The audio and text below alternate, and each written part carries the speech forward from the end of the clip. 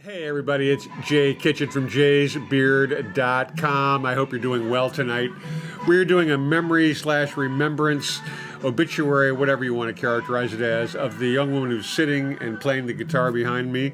That is a pop star known as Melanie. Her proper full name is Melanie Safka. She was an American singer-songwriter who passed at age 76. Before we jump into the sort of recollection, remembrance, whatever you want to characterize it as, if you would be kind enough to subscribe to the channel, that would be really awesome. It would really help us out. Her kids announced her death on social media, describing her as one of the most talented, strong, and passionate women of the era, and every word she wrote, every note she sang reflected that. Born and raised in Queens, New York, Melanie broke through in the late 1960s after a grounding in the folk clubs of New York's Greenwich Village. Chiming in with the boom in singer-songwriters, her bright but husky voice appealed to pop fans and the counterculture alike, and she was signed to the Buddah label, which released her debut album, Born to Be, in 1968.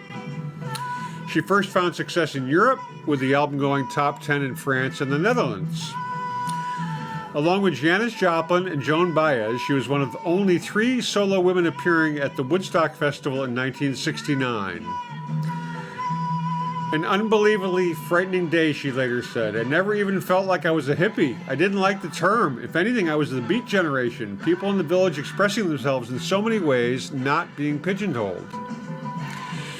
And this song, Lay Down, also known as Candles in the Rain and parenthetically, was a U.S. top 10 hit, and it was inspired by the sight of the Woodstock crowd lighting candles, and the accompanying 1970 album, Candles in the Rain, brought her to wider attention, reaching number 5 in the UK.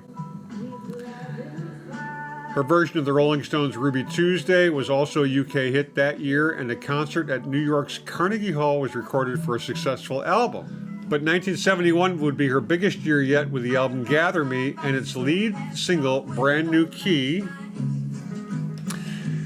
With its blithe and jaunty rhythm, twinkling backing, and Melanie's mellifluous nursery rhyme melodies, it had a huge cross-generational appeal, although its lyrics about roller skating seemed to be a metaphor for sexual experimentation.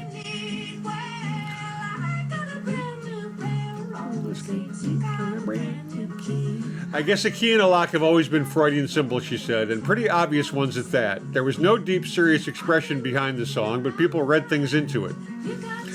It reached number 1 in the US, Canada, and Australia, and reached the UK top 5. A cover version with a different agriculture-focused lyrics by comedy group The Wurzels, The Combine Harvester, reached number 1 in the UK in 1976. Brand New Key would be her last major hit, although she returned to the UK Top 40 with her take on the 60s pop standard Will You Love Me Tomorrow in 1973. This is a duet with Miley Cyrus with another one of Melanie's songs, What Have They Done With My Song, Mom? Or What Have They Done to My Song, Mom? Look what they done to my brain, Mom. Melanie continued to release a steady stream of albums, eventually totaling 28, with the most recent, Ever Since You Never Heard of Me, in 2010.